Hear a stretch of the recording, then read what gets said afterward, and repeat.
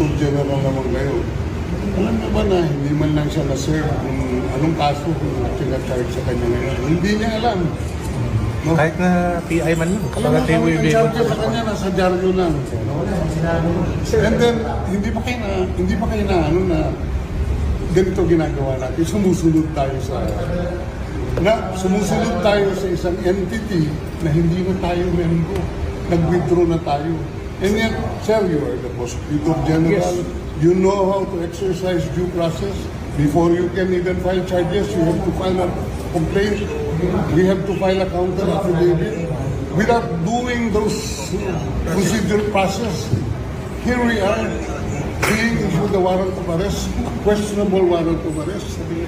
Ano naman po, sir? Sir, there's naman doon, blooper, puro